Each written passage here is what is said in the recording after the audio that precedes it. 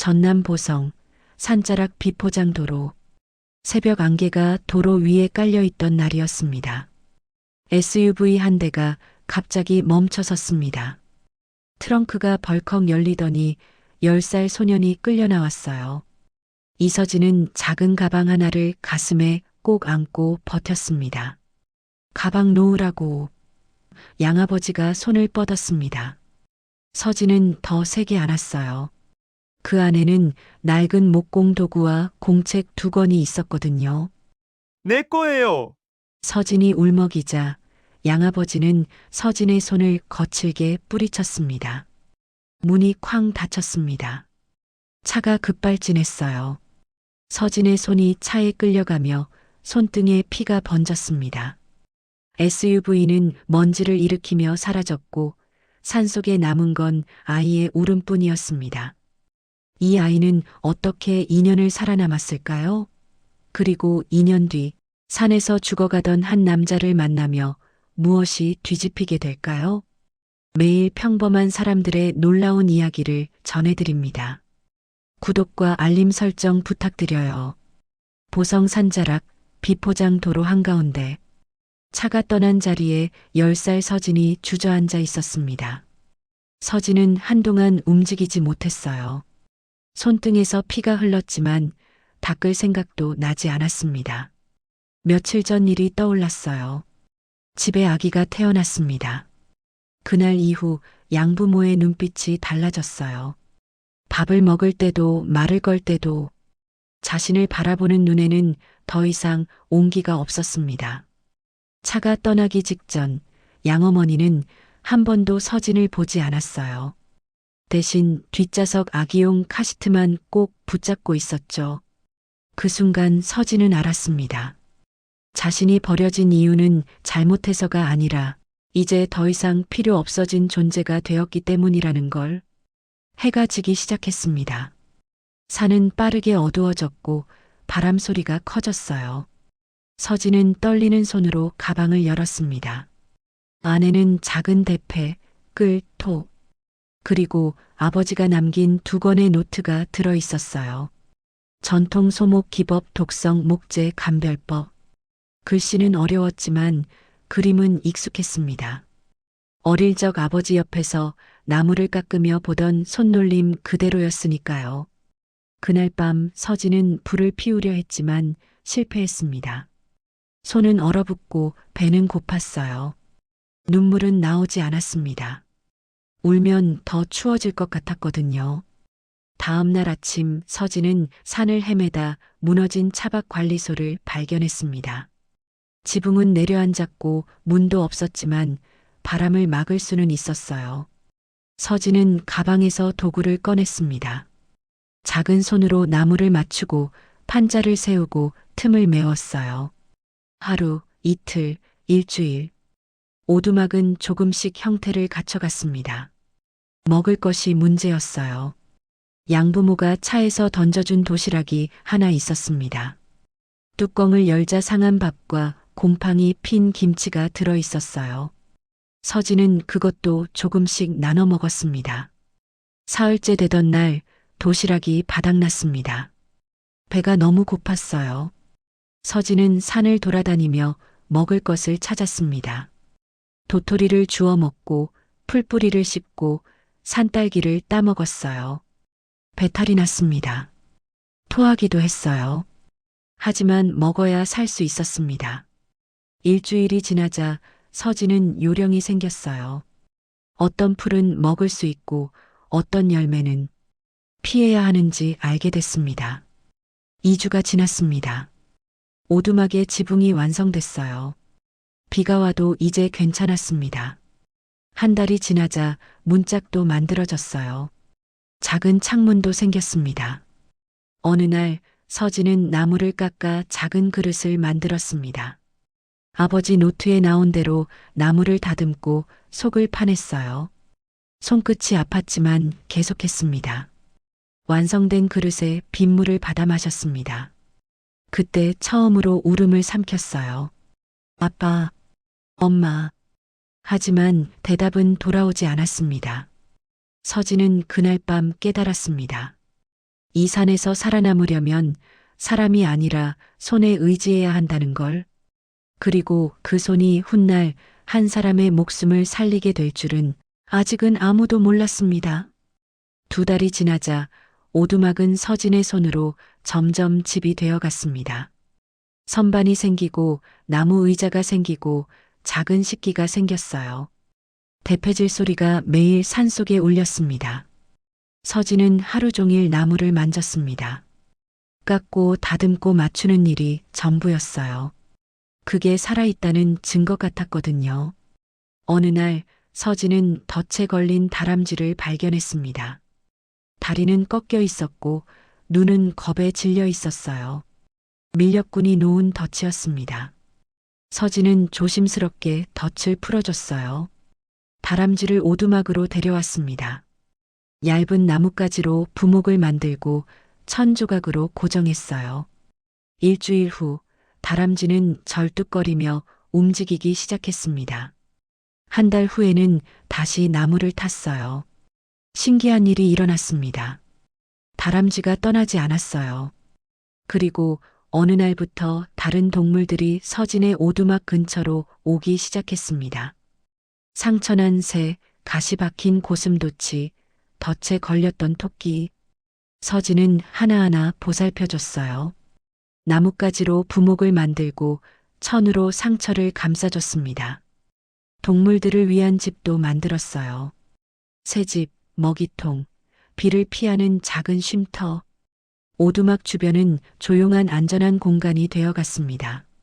사람에게 버림받은 아이가 동물들에게는 버팀목이 된 거예요. 1년이 지나자 서진의 손은 더 단단해졌습니다. 못을 박지 않고도 나무를 맞물려 고정하는 짜임이 가능해졌어요. 손끝만으로 결의 방향을 읽을 수 있었습니다. 그러던 어느 날 서진은 나무 한 그루 앞에서 멈췄습니다. 손끝이 따끔했어요. 이유 없이 경계가 올라왔습니다. 서진은 가방에서 아버지 노트를 꺼냈어요. 페이지를 넘기다 그 나무 그림을 발견했습니다. 주목나무 마이너스 독성주의, 수액 접촉 시 염증. 서진은 그 나무를 피해 돌아갔습니다. 그날 이후로 서진은 나무를 만질 때마다 먼저 느낌을 확인했어요. 따뜻한 나무가 있었습니다. 차가운 나무도 있었어요. 그리고 만지면 피부가 미세하게 가려운 나무도 있었습니다. 노트에는 온나무, 주목나무, 협죽도, 독성이 있는 목재들이 정리돼 있었어요. 가루의 색깔, 냄새, 결의 패턴까지 그림으로 남아 있었습니다. 서진은 그걸 하나하나 외웠습니다. 매일 밤 노트를 펼쳐 읽고 또 읽었어요. 온나무는 수액이 검고 끈적거려, 주목나무는 붉은 빛이 돌고, 협죽도는 달콤한 냄새가 나. 혼자 중얼거리며 외웠습니다. 언젠가 필요할 것 같은 예감이 들었거든요. 2년이 흘렀습니다.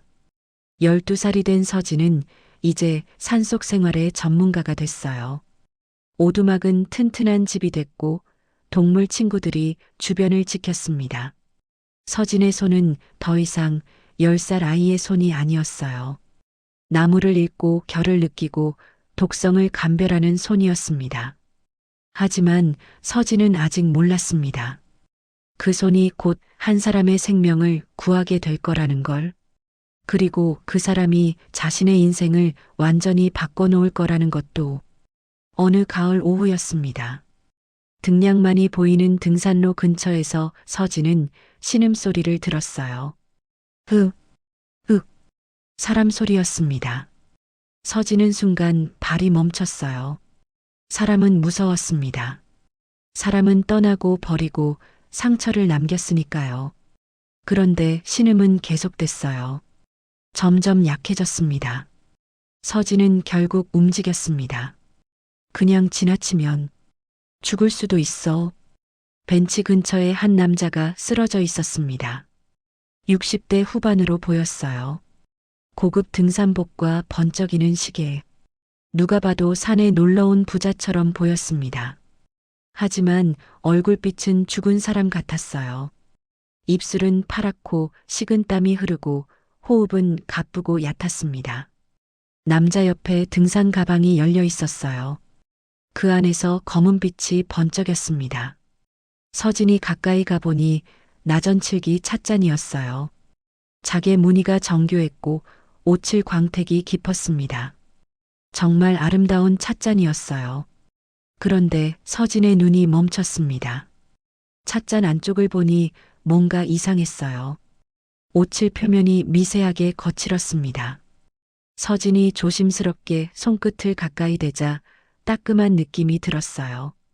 이거 오칠이 아니야. 아버지 노트 속 문장이 떠올랐습니다. 독성 수액 처리 마이너스 주목 수액을 오체 섞으면 접촉 독성. 서진의 심장이 빠르게 뛰기 시작했어요. 이 찻잔에는 독이 있었습니다. 그것도 일부러 섞은 독이었어요. 서진은 남자를 흔들었습니다. 할아버지, 정신 차리세요. 남자의 눈이 희미하게 떴어요. 초점 없는 눈동자였습니다. 이 찻잔으로 차 마셨어요? 남자는 힘겹게 고개를 끄덕였습니다. 딸이 준. 서진의 가슴이 철렁 내려앉았습니다. 딸, 그리고 독. 이건 사고가 아니었어요. 누군가 일부러 이 남자를 죽이려 한 거였습니다. 서진은 당황했습니다. 어떻게 해야 할까요? 구조대를 부를 방법도 없었고 병원은 너무 멀었어요. 남자의 호흡이 점점 약해지고 있었습니다. 지금 아무것도 하지 않으면 죽을 거예요. 서진은 빠르게 생각했습니다. 아버지 노트에 뭐라고 적혀 있었지? 목재 독성 해독 마이너스 숟가루로 흡착, 체외 배출 유도, 숯, 오두막에 숯이 있었어요. 잠깐만 기다리세요. 제가 살려드릴게요. 서진은 오두막으로 미친 듯이 달려갔습니다. 화덕에서 숯을 꺼내 곱게 갈았어요. 물에 섞어 검은 숯물을 만들었습니다. 그리고 다시 등산로로 뛰었어요. 심장이 터질 것 같았지만 멈추지 않았습니다. 하지만 돌아왔을 때 남자는 이미 의식을 잃고 있었어요. 서진은 남자의 입을 벌려 숯물을 조금씩 흘려 넣었습니다. 하지만 남자는 삼키지 못했어요. 안 돼. 제발. 그때 멀리서 소리가 들려왔습니다. 회장님 어디 계십니까? 사람들이 달려오고 있었어요. 서진은 반사적으로 손을 들었습니다. 여기요. 여기 쓰러진 분이. 하지만 서진은 알지 못했습니다. 이 순간부터 자신의 인생이 완전히 달라질 거라는 걸. 사람들이 달려왔습니다. 가장 앞에 온 중년 여성이 남자에게 달려들었어요. 아버지. 그녀의 이름은 박소영이었습니다. 그녀의 눈빛이 이상했어요. 걱정인 듯 하면서도 뭔가 계산이 섞인 눈이었습니다. 그리고 소영은 서진을 똑바로 봤어요. 너 누구야? 우리 아버지한테 뭘 한 거야? 아니에요. 저는. 소영의 시선이 찻잔과 서진이 들고 있던 숯물로 내려갔습니다. 저게 뭐야? 이상한 걸 먹였어? 서진은 입이 막혔습니다. 남루한 옷, 2년간 산에서 산 아이, 쓰러진 부자 옆에서 검은 물을 들고 있는 모습, 누가 봐도 수상했어요. 경찰 불러. 소영의 목소리가 날카롭게 꽂혔습니다. 서진은 어떻게 해야 할지 몰랐어요. 자신은 살리려고 했을 뿐인데 오히려 범인 취급을 받고 있었습니다. 비서들이 서진을 둘러쌌어요. 도망칠 수도 없었습니다. 저는 정말 할아버지를 살리려고. 닥쳐. 경찰 올 때까지 가만히 있어. 소영의 목소리는 차갑고 단호했습니다. 그 순간 쓰러진 남자의 손가락이 미세하게 움직였어요. 숨이 아주 조금 깊어졌습니다. 서진의 숨물이 효과를 내기 시작한 거였어요. 독소가 조금씩 흡착되고 있었습니다. 하지만 아무도 그걸 알아채지 못했습니다. 모두 서진을 의심하는 눈으로 바라보고 있었으니까요. 서진은 눈물이 날 것 같았어요. 2년 만에 만난 사람들이 이렇게 자신을 대하다니. 역시 사람은 무서워. 사람은 날 안 믿어. 그때 비서 한 명이 찻잔을 집어들었습니다.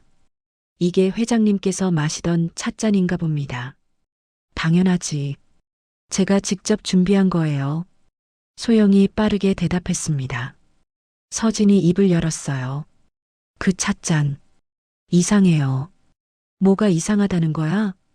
소영의 눈빛이 날카로워졌습니다. 오칠이 아니에요. 독성 수액이 섞여 있어요. 순간 소영의 표정이 미세하게 흔들렸습니다. 하지만 금방 차가운 표정으로 돌아왔어요. 말도 안 되는 소리 하지 마. 내가 뭘 안다고? 손으로 만져보면 알아요. 따끔거려요. 그리고 오칠 표면이 고르지 않아요. 비서들이 찻잔을 자세히 들여다봤습니다. 정말로 빛에 비춰보니 미세한 입자들이 보였어요. 일반 오칠과는 달랐습니다. 이게 정말 이상한데요? 한 비서가 조심스럽게 말했습니다. 소영의 얼굴이 굳어졌어요. 그냥 제작 과정에서 생긴 거겠지. 설마 독이라니 말도 안 돼. 그때였습니다. 쓰러진 남자가 희미하게 눈을 떴어요. 회장님, 비서들이 환호했습니다. 남자는 힘겹게 고개를 들었어요. 서진을 보더니 입을 열었습니다. 이 아이가 날 살렸어. 소영의 표정이 순간 얼어붙었습니다. 뭐라고요? 찻잔. 독이. 이 아이가 알아냈어. 비서들이 서로를 쳐다봤어요. 분위기가 완전히 바뀌었습니다. 서진은 안도의 한숨을 쉬었습니다. 할아버지가 깨어났어요. 그리고 자신을 믿어주었습니다. 하지만 서진은 몰랐습니다. 이 순간 박소영의 머릿속에서 얼마나 위험한 계획이 돌아가고 있는지. 산에서의 1차 시도는 실패했습니다. 그렇다면 다음 기회를 만들어야 했어요. 그리고 이번에는 이 방해되는 아이까지 함께 제거해야 했습니다. 아버지, 정신 차리세요. 소영이 다시 목소리를 높였지만 박민재 회장은 이미 의식을 되찾고 있었습니다. 그는 서진을 가리키며 힘겹게 말했어요. 이 아이가 날 살렸어. 찻잔에 독이. 비서들이 술렁였습니다. 독이라니? 서진은 떨리는 손으로 찻잔을 다시 들어 올렸어요. 여기 보세요. 오칠 표면이 고르지 않아요. 미세한 입자가 섞여 있어요. 비서 한 명이 찻잔을 햇빛에 비춰 들여다봤습니다. 정말로 일반 오칠과는 달랐어요. 거친 입자들이 빛에 걸렸습니다. 이게 정말 이상하네요. 주목나무 수액을 섞으면 이렇게 돼요. 접촉 독성이 생겨요. 서진의 설명은 막힘이 없었습니다. 비서들은 놀란 표정으로 서로를 쳐다봤어요. 12살 아이가 어떻게 이런 걸 알지? 박민재가 조심스럽게 물었습니다. 넌 어떻게 그걸 알았니? 서진은 가방을 열었어요. 안에서 낡은 공책 2권을 꺼냈습니다. 아버지가 남기신 노트예요. 비서 한 명이 공책을 받아 펼쳤습니다. 그리고 얼굴이 하얗게 변했어요.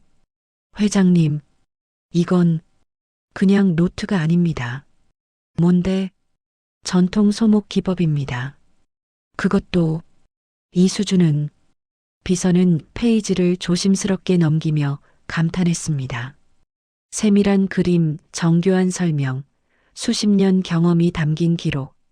이건 보통 목수의 노트가 아니었어요. 박민재가 서진을 바라봤습니다. 내 아버지 이름이 뭐였니? 서진은 작게 대답했어요. 이준호요. 그 순간 비서들이 동시에 숨을 들이켰습니다. 설마 국가무형문화재 소목장 이준호? 서진은 멍해졌습니다. 무형문화재? 그게 뭔지도 잘 몰랐어요. 자신에게 아버지는 그저 따뜻했던 목수였습니다. 밤마다 나무를 깎으며 이야기해주던 아버지. 그 아버지가 나라가 인정한 최고의 장인이었다는 걸 오늘 처음 알았습니다. 이 노트들은 문화재급입니다. 비서가 떨리는 목소리로 말했어요. 박물관에 있어야 할 것들이에요. 박민재의 눈빛이 완전히 달라졌습니다. 너, 지금 어디서 사니? 서진은 망설였어요. 2년간 숨어 살았던 자신의 모습이 부끄러웠습니다. 저요. 산에서요. 혼자. 뭐라고? 저기, 오두막에서 2년 동안 비서들이 경악했습니다. 10살 아이가 2년을 혼자 산에서? 소영은 입술을 깨물었어요. 표정이 점점 굳어졌습니다. 박민재가 다시 물었습니다. 부모님은 7살 때 돌아가셨어요. 그 후에 고아원에 있다가 9살 때 입양됐는데 서진의 목소리가 작아졌어요. 10살 때 버려졌어요. 침묵이 흘렀습니다. 박민재의 눈에서 눈물이 맺혔어요. 68년을 살면서 수많은 사람을 만났지만 이렇게 가슴 아픈 아이는 처음이었습니다. 국가가 인정한 장인의 아들. 하지만 버림받아 2년간 산에서 혼자 살았습니다. 그런데도 아버지의 노트를 붙잡고 기술을 익혔어요. 그리고 그 기술로 자신의 목숨을 구했습니다. 박민재가 조용히 결심했습니다. 나와 함께 내려가자. 서진이 눈을 크게 떴어요. 함께 가요? 그래. 이제 혼자 살면 안 돼. 내가 너를 돌봐주마. 서진의 눈에 눈물이 고였습니다. 2년 만에 누군가에게 함께 가자는 말을 들었어요. 하지만 서진은 몰랐습니다. 이 결정이 박소영을 얼마나 위험하게 만들지, 그리고 더 큰 위기가 곧 닥칠 거라는 것도. 3일 후 서울 한남동 저택. 서진은 처음 보는 세상에 서 있었습니다. 대리석 바닥 샹들리에 넓은 정원.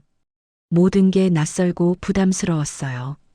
직원들이 인사했지만 박소영의 표정은 얼음 같았습니다.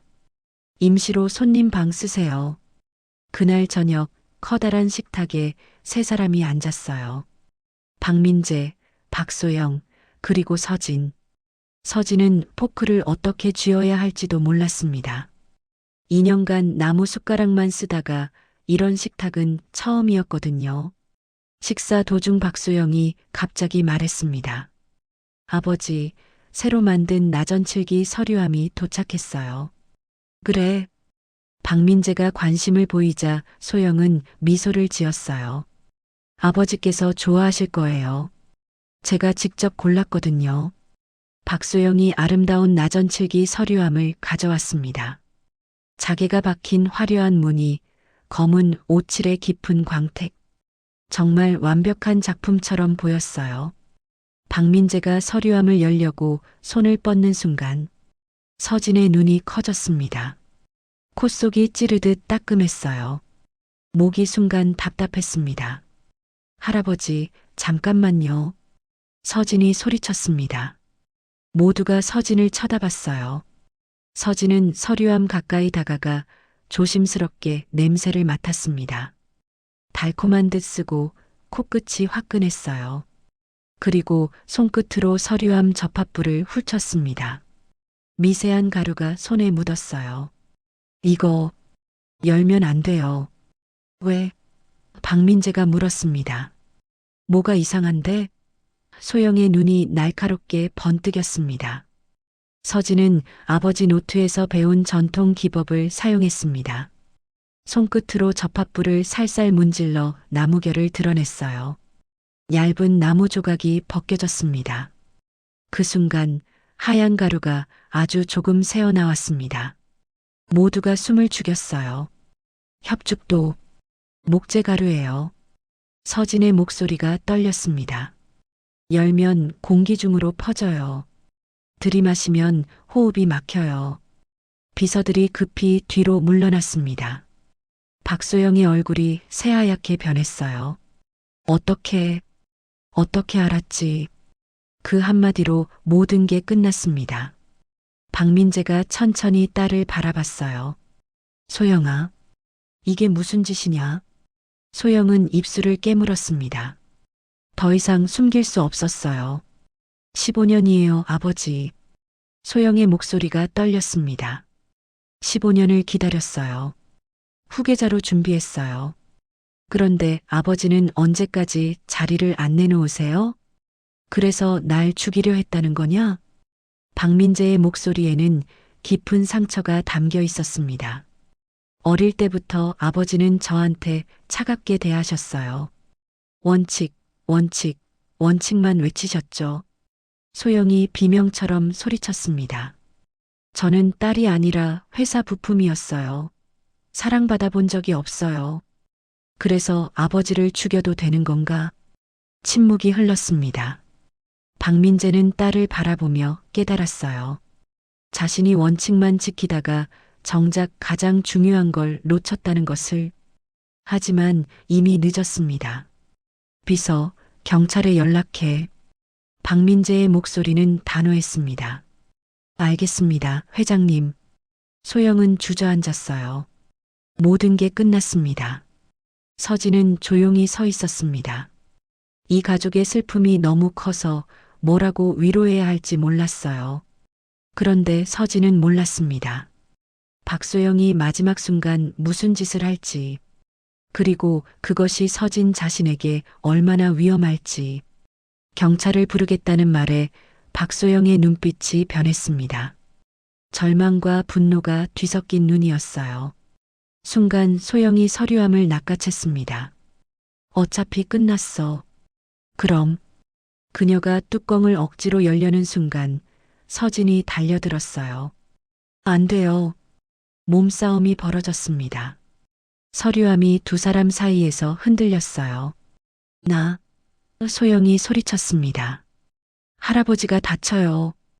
그 순간 서류함이 바닥에 떨어졌습니다. 뚜껑이 벌어지며 하얀 가루가 폭발하듯 퍼졌어요.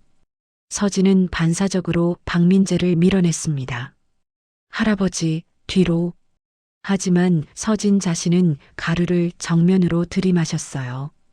입술과 코에 가루가 묻었고 목 안쪽이 불타듯 따가웠습니다. 서진은 목을 움켜쥐고 쓰러졌습니다. 숨이 들어오지 않았어요. 눈앞이 검게 꺼졌습니다. 서진아. 박민재가 비명을 질렀습니다. 그 목소리에는 공포가 담겨 있었어요. 피 한 방울 섞이지 않았는데도 그 아이가 자기 인생의 가장 소중한 것이 된 순간이었습니다. 비서들이 급히 119를 불렀어요. 빨리. 아이가 숨을 못 쉬고 있어요. 구급차가 도착하는 10분이 영원처럼 느껴졌습니다. 서진은 의식을 잃은 채 바닥에 쓰러져 있었어요. 얼굴이 파래지고 있었습니다. 박민재는 서진의 손을 꼭 잡았어요. 버텨라. 제발 버텨라. 병원 응급실. 의사들이 급히 움직였습니다. 협죽도 가루 흡입. 즉시 기도 확보. 서진은 중환자실로 직행했어요. 박민재는 중환자실 밖 복도에 주저앉았습니다. 68년을 살면서 이렇게 무력하게 느껴본 적이 없었어요. 수술실 불이 켜져 있었습니다. 1시간, 2시간이 지났어요. 새벽 3시 의사가 나왔습니다. 심각한 표정이었어요.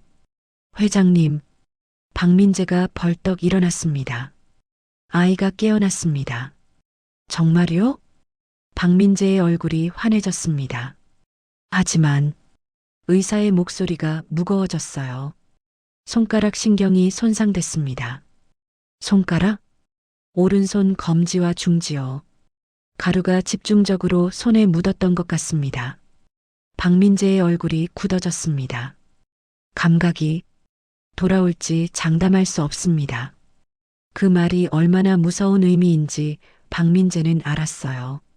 서진에게 손은 전부였습니다. 목수에게 손이 없으면 아무것도 할 수 없었어요. 박민재가 중환자실로 들어갔습니다. 서진이 침대에 누워 있었어요. 오른손은 붕대로 감겨 있었습니다.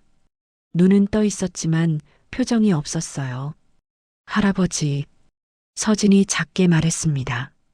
도윤아, 박민재가 서진의 왼손을 잡았어요. 제 손? 서진의 눈에서 눈물이 흘렀습니다. 이제 나무를 못 만져요. 박민재의 가슴이 찢어졌어요. 자기 때문에 이 아이가 손을 다쳤습니다. 2번이나 자신을 구하다가 괜찮아. 박민재가 서진을 안아주었습니다. 꼭 낫게 해줄게. 최고의 의사들을 모두 부를게. 약속한다. 서진은 울음을 참았어요. 하지만 눈물은 계속 흘렀습니다. 1달이 지났습니다. 매일 재활 치료를 받았어요. 전기 자극 치료, 신경 재생 치료, 손가락 운동. 박민재는 하루도 빠짐없이 옆에 있었습니다. 그러던 어느 날, 따끔, 서진이 중얼거렸습니다. 뭔가 느껴져요.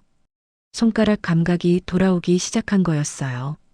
조금씩, 아주 조금씩. 박민재가 서진의 손을 꼭 잡았습니다. 그래, 좋아. 내가 해낼 줄 알았어.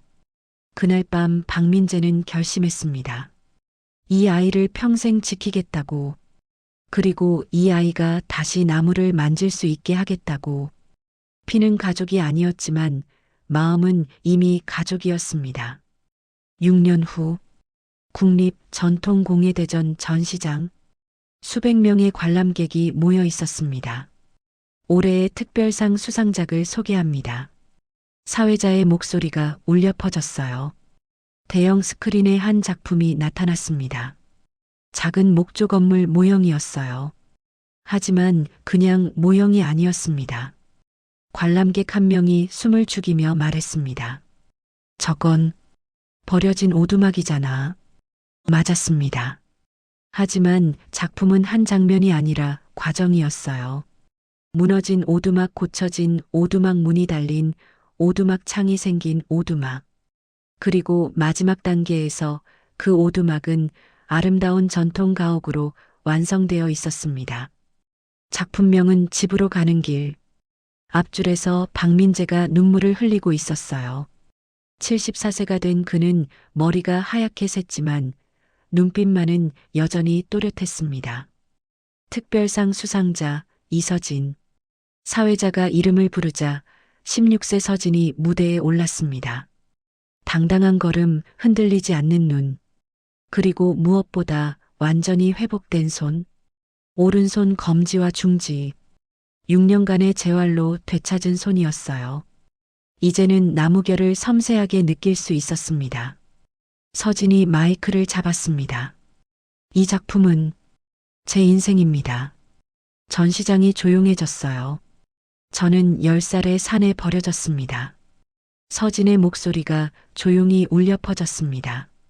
무너진 오두막을 고치며 살았고 나무를 깎으며 숨을 붙잡았습니다. 관람객들이 숨을 죽였습니다. 아버지가 남겨주신 목공 도구와 노트가 전부였어요.